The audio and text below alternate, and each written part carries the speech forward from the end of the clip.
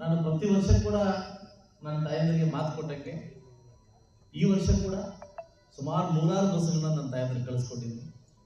ನನ್ನ ತಾಯಂದಿರಿಗೆ ಒಂದೇ ಮಾತು ನಾನು ಕೇಳಿದ್ರೆ, ನನ್ನ ತಾಯಿ ಓಂ ಶಕ್ತಿ ಮಾಡಕ್ಕೆ ನಾನು ಕಳಿಸ್ಕೊಟ್ಟಿದ್ದೀನಿ. ಏನಂತಂದ್ರೆ, ಯಾರ ಮನೇಲಿ ತಿಂತೀಯ ಅವ್ರು 2 ಬಗೆ ಅದು ಕಳಿಸ್ಕೊಟ್ಟಿಲ್ಲ ನನಗೆ. ಯಾರು ನಿಮ್ಗೆ ಸಹಾಯ ಮಾಡ್ತಾರೋ ಬರಿಬೇಡ ಅಂತ 2 ಮಾತು ಹೇಳಿ ಕಳಿಸ್ಕೊಟ್ಟಿಲ್ಲ. ಒಂದು ಇವ್ರಿಗೂ ವ್ಯಕ್ತಿ, ನಾನು ನಮ್ಮ ಒಬ್ಬರು ಹುಟ್ಟಿದ ಕೆಲಸ ಮಾಡಿದೆ ಹೆಂಗೆ ಅಂತ.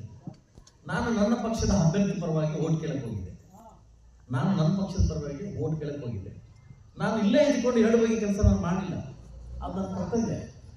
ಆದರೆ ನನ್ನ ಕರ್ತವ್ಯನ ಮುಗಿಸಿ ವಾಪಸ್ ಬರ್ಬೇಕಾದ್ರೆ ಲಾಸ್ಟ್ ಟೈಮ್ ಕೆಲವರು ನನ್ನ ಮೇಲೆ ಇದು ಬಂದರು.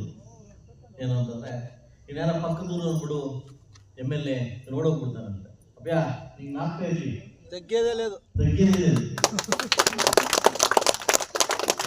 ಯಾರು ಗೊತ್ತಿಲ್ಲ ಇದು ನಮಗೆ ಎಲ್ಲ ಗೊತ್ತಿಲ್ಲ ವಿಷಯ. ನಾನು 3 ಓಟ್ ಬಿಟ್ಟು ಬರ್ಬೇಕಾದ್ರೆ ನನ್ನ ಕಾರ್ ಆಟ ಮಾಡ್ಕೊಂಡು ಅದಲ್ಲ. ಇವ್ರು ಯಾರು ಈ ಬಲ ಪಂಚಾಯತ್ ಇದ್ರು, ಇನ್ನೊಬ್ರು ಯಾರೋ ಕೂಡ ಇಲ್ಲ ಬಂದು ಮಾಡ್ಕೊಂಡು ಯಾರು